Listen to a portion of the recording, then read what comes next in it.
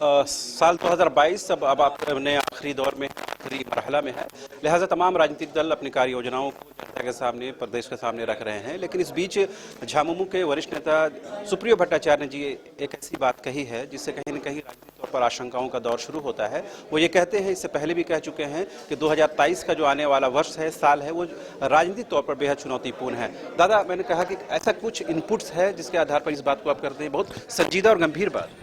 नहीं, देखिए, ये जब 2019 का जब रिजल्ट आया, आप पूरा एक बेल्ट देखिएगा जो खनिज संपदाओं का बेल्ट है, चाहे वो उड़ीसा हो, छत्तीसगढ़ हो, बंगाल हो और झारखंड, ये तमाम 19 पे ये भारतीय जनता पार्टी के हाथ से निकला हुआ स्टेट था। उसीलिए हमने उसी समय कहा कि खनिज पर जो उनकी जो गिद्ध दृष्टि है, उसी के मद्देनजर इन राज्यों में उनका कुचक्र चलेगा। और इसकी शुरुआत भी 2020 के शुरुआती दिनों में हुई। मध्य प्रदेश और कर्नाटका के बाद टारगेट झारखंड ही था, लेकिन उस बीच में कोरोना महामारी के कारण हम जिसको कह सकते हैं कि प्रोजेक्ट उनका जो था वो थोड़ा सा ठहर सा गया था। फिर लोग भटक कर महाराष्ट्र पहुंच गए, वहां सफल भी हो गए। झारखंड में भी कई तरह के प्रयोग हुए, कई बार प्रयोग हुए। तो ये सारी चीजें दिखाती हैं कि 2023 एक, हम कह सकते हैं कि एक निर्णायक चुनौती के साथ में संघर्ष का वर्ष होगा। जो अमित शाह के कार्यक्रम को सरकार जोड़कर कोई पार्टी अपने तौर पर तैयारी करती है, 3 साल पहले हो या 3 साल के बाद हो, उसको इस चीज से कोरिलेट करने की क्या जरूरत है? ये कोरिलेट हम नहीं करते, हम ये कोई संयोग नहीं है। आप विगत 5 वर्षों में 2014 से 2019 आप इंटेंसिटी देख लीजिए ना, चाहे वो माननीय प्रधानमंत्री जी का झारखंड दौरा हो, 11 बार आए।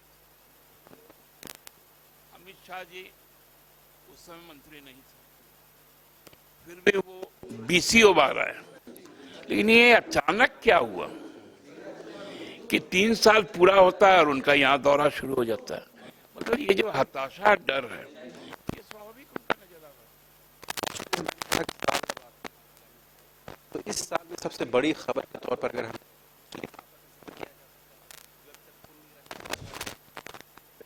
ये तो माननीय राज्यपाल महोदय बता पाएंगे कि उनका एटम बम का अभी तक क्या स्थिति है, टाइम बम बना है कि नहीं बना है। अब तो एटम बम जिस दिन टाइम बम बनेगा उसी दिन वो फटेगा। संशय आशंका क्या है? लोकतंत्र में चुनौतियां आती है और जनता जवाब देती है।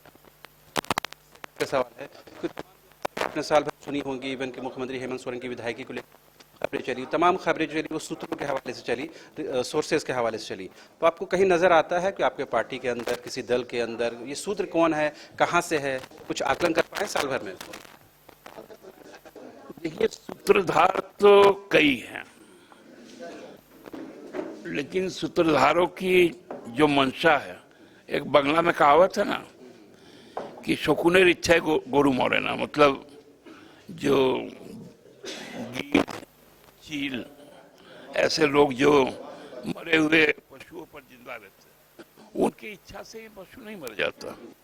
इसी तरह कोई भी रहे, कितना भी षड्यंत्र करे, वो सफल नहीं होगा। अब साल के अंत में हमको लगता है कुछ भले लोगों का नाम मुंह से लिया जाना चाहिए।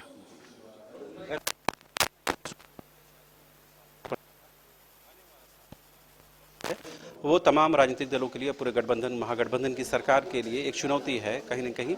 उससे सहज स्थिति बनाकर रखने के लिए पार्टी के तौर पर, सरकार के तौर पर हर मुमकिन कोशिश की जा रही है। लेकिन जो 7 जनवरी को अमित शाह का जो झारखंड दौरा है, उस दौरे पर भी कहीं न कहीं पार्टी की नज़र है और ये मानते हैं कि कहीं न कहीं ये इत्तेफाक नहीं है, ये प्री प्लान्ड है। फिलहाल मुझे और मेरे कैमरा सहयोगी राजा को दीजिए इजाजत। नमस्कार। श्री बालाजी लेकर आए हैं बिहार झारखंड में सबसे कम दरों पर धार्मिक रेल यात्रा। श्री बालाजी धार्मिक यात्रा के अंतर्गत उचित दर पर करें 4 धाम यात्रा के साथ ज्योतिर्लिंग यात्रा, वैष्णो देवी यात्रा, रामेश्वरम धाम यात्रा और नेपाल विदेश यात्रा।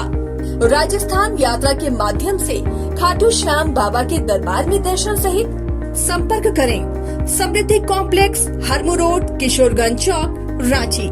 Phone number 9122760999।